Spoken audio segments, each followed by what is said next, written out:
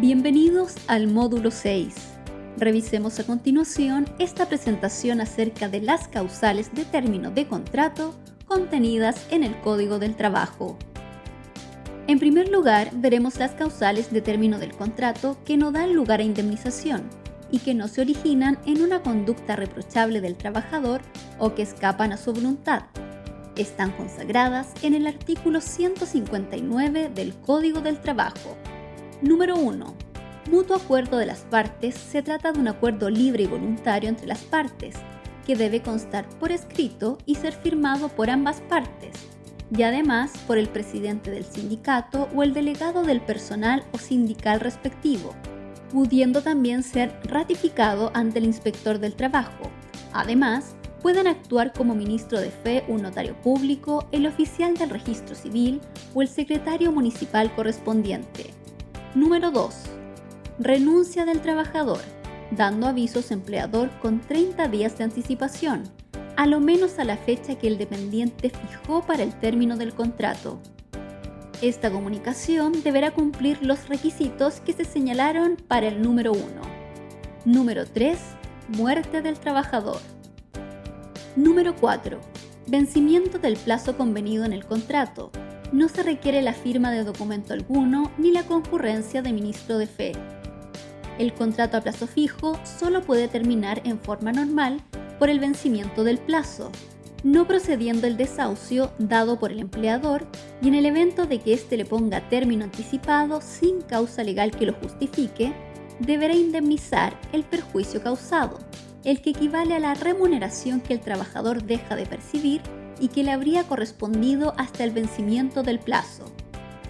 El hecho de ser el contrato a plazo fijo no impide al empleador ponerle término por anticipado cuando concurra alguna de las causales que autorizan al empleador para ello, evento en que no tendrá derecho el trabajador a indemnización alguna.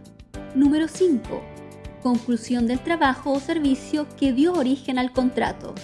Número 6. Caso fortuito o fuerza mayor. En segundo lugar, encontramos las causales de término de contrato que no dan derecho a indemnización y que se originan en una conducta reprochable del trabajador, consagradas en el artículo 160 del Código del Trabajo. Número 1. Conductas indebidas de carácter grave debidamente comprobadas. Letra A. Falta de probidad del trabajador en el desempeño de sus funciones. Han establecido los tribunales que la falta de probidad para ser aceptada como causal de término del contrato debe estar probada. Letra B. Conductas de acoso sexual. Cabe reseñar que el artículo 211-E establece que, con el mérito del informe de investigación de las conductas de acoso sexual, emitido de acuerdo al procedimiento que establecen los artículos 211-A y siguientes, dentro de los 15 días siguientes, el empleador deberá aplicar las medidas o sanciones que correspondan. Letra C. Las vías de hecho ejercidas por el trabajador en contra del empleador o de cualquier trabajador que se desempeñe en la misma empresa. Estas dicen relación con toda acción de fuerza o violencia que una persona ejecuta y realiza en contra de otra sin estar amparada por alguna norma que la justifique. Letra D. Injurias proferidas por el trabajador al empleador.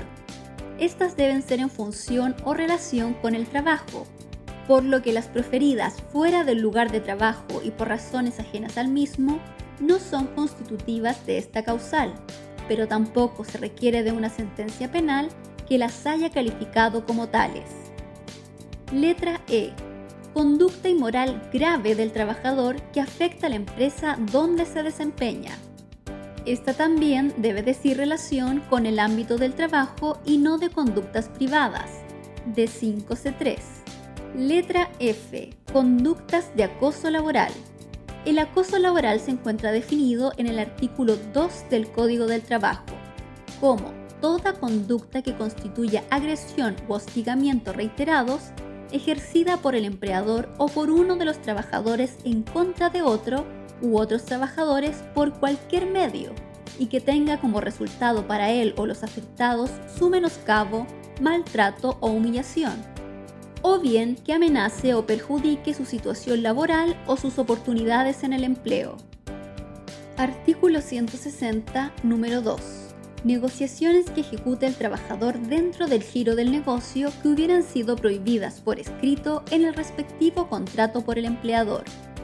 Para la concurrencia de la causal se requieren dos requisitos copulativos: que las negociaciones hayan sido ejecutadas por el trabajador dentro del giro del negocio, es decir, de aquellas actividades a las cuales se dedica su empleador, y que la prohibición de realizar la negociación se encuentre expresamente estipulada en el contrato de trabajo. Artículo 160, número 3. La no concurrencia del trabajador a sus labores sin causa justificada durante 2 días seguidos, 2 lunes en el mes, o un total de 3 días durante igual periodo de tiempo.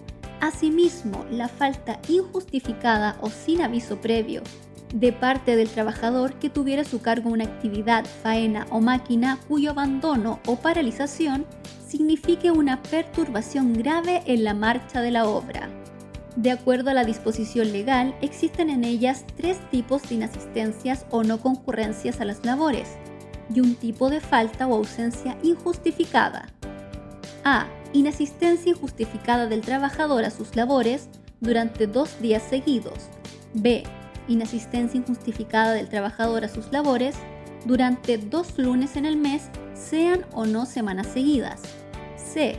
Inasistencia injustificada del trabajador a sus labores por un total de 3 días en el mes. D.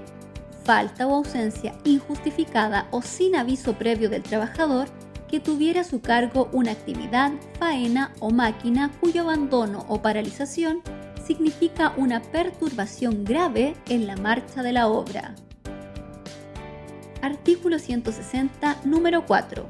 Abandono del trabajo por parte del trabajador, entendiéndose por tal: A. La salida intempestiva e injustificada del sitio de la faena y durante las horas de trabajo, sin permiso del empleador o de quien lo represente.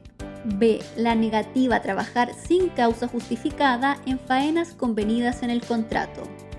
Para que se configure esta causal respecto de la salida del trabajador, se requieren los siguientes requisitos copulativos. A. Que la salida sea intempestiva, es decir, fuera de tiempo y ocasión. B. Que la salida sea injustificada, esto es, que el dependiente no haya tenido motivo o razón plausible para hacerlo. C. Que la salida sea durante las horas de trabajo de la jornada ordinaria o de la extraordinaria pactada. Y D. Que la salida sea sin permiso del empleador o de quien lo representa. Respecto de la negativa a trabajar sin causa justificada, se requiere de la existencia de 2 condiciones para la configuración de la causal. A. Que la negativa a trabajar sea sin causa justificada, es decir, que no existe un motivo para que el dependiente deje de trabajar o se niegue a realizar una labor. Y B. La negativa debe referirse a alguna de las tareas o faenas establecidas en el contrato de trabajo. Artículo 160, número 5. Actos, omisiones o imprudencias temerarias que afecten a la seguridad o al funcionamiento del establecimiento, a la seguridad o a la actividad de los trabajadores o a la salud de estos. Artículo 160, número 6.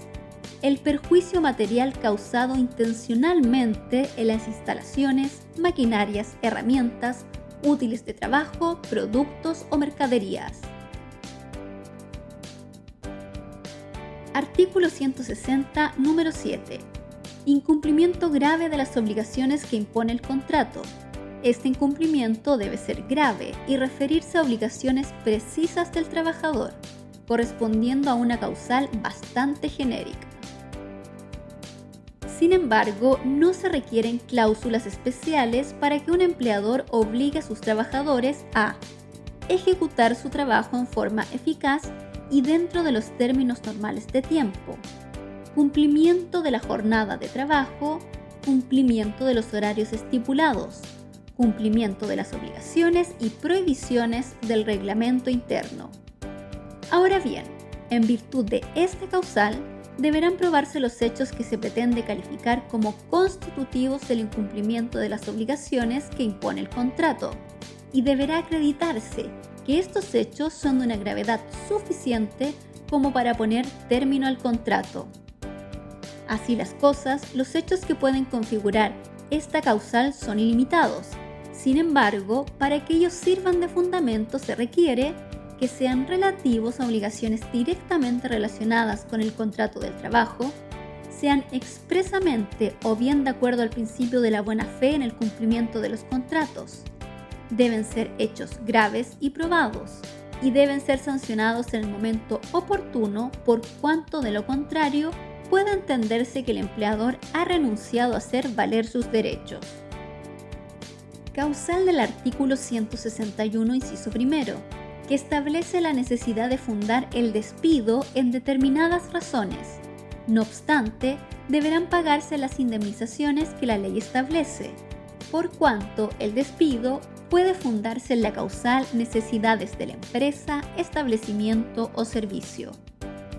No define la ley lo que debe entenderse por necesidades de la empresa.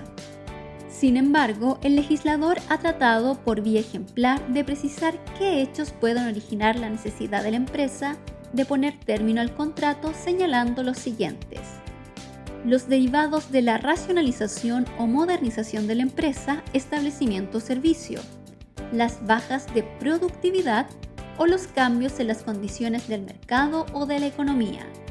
Lo que se ha pretendido es centrar la razón del despido en necesidades de carácter económico o tecnológico, es decir, que el empleador despida al trabajador solo cuando por razones de carácter objetivo no puede retenerlo.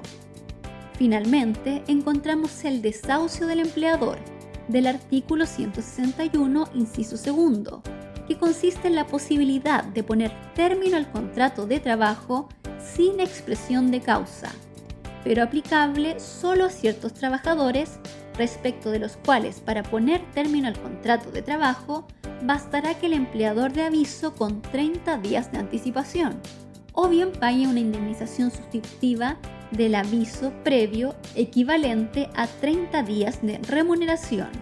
Estos son: 1. Trabajadores que tengan poder para representar al empleador, tales como gerentes, subgerentes, agentes o apoderados, siempre que en todos estos casos estén dotados de facultades generales de la administración. 2.